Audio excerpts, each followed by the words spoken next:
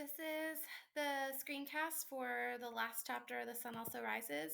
And as we head into the last chapter, we have the setting change and shift again. And it actually shifts twice in this chapter. And I want to take you on a field trip to those two locations. The first location is San Sebastian, and I've already showed these to you briefly, but I want to review them. It gets talked about a lot in the book that Brett goes to San Sebastian, and this is where he went with Cone. This was one of Hemingway's favorite vacation spots. It's definitely a tourist town. It is in northern Spain, right on the coast, and a lot of surfers go there, and then a lot of people go to just go to the beach as you would. It's a fairly large town. I mean, so this is what you see, but it's not really a city, and it's kind of set up in a peninsula. So there's a lot of beaches with a smaller amount of land. And that's the view of one of the beaches, and it's just gorgeous. We were there when it was cold, so there weren't a lot of people, but there were some surfers there. And there's the water, and you see the water goes around here, and then this goes out, and then this goes in again, and I think it goes around here. So the whole thing is kind of built on this curvy shore. And while we were there in San Sebastian, this is the first night that we stayed in Spain, and this is the restaurant we went to. And there were tapas. Tapas are really Spanish food that are just like little bites of stuff, but they're really intricate and kind of fancy. And people go out and get tapas for dinner, so you'll get like 6 or 7 tapas to eat. And you just go up to the counter and you point at what you want, and they have them all kind of on display. But while we were there, the tables were all set up with like these long benches, and so it was kind of communal seating. And there was a British couple sitting at our table next to us, and they kept kind of talking to Hazel a little bit. And at the very end, they gave Hazel a lollipop. And I think this is the happiest I've ever seen Hazel in her life. It was the first lollipop she ever had, and she thought it was the most amazing moment in her life. And the British woman said that the first time she went on vacation, it was to San Sebastian, and she had her first lollipop on her first vacation too. And it was just this really communal moment. And I think these kind of communal moments are a lot of what this book is about.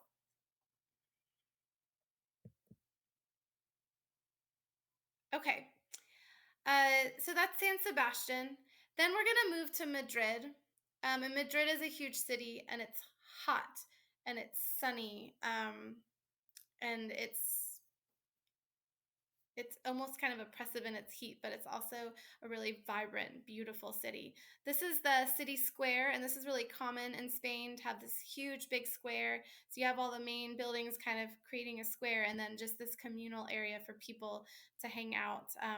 And Pamplona has this also, but in Madrid it's even bigger because it's a big city. And there's another view there.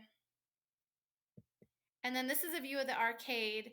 So all of the buildings in the square then have this arcade that you kind of walk under, kind of like a porch. And so it kind of keeps the buildings a lot cooler because you have all that shade. And then all the restaurants kind of have outdoor seating in the arcade area.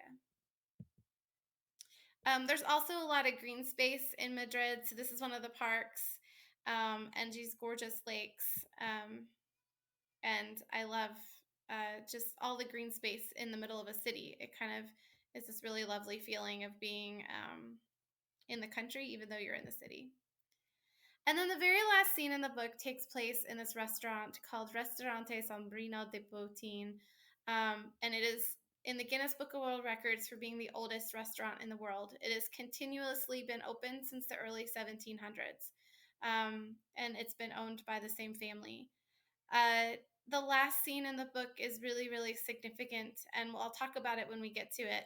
But my husband, this is his favorite place that he's visited in the world, and my husband's visited a lot of places. He thinks it is amazing that this restaurant was opening when the American Revolution was taking place, and it was open during the French Revolution.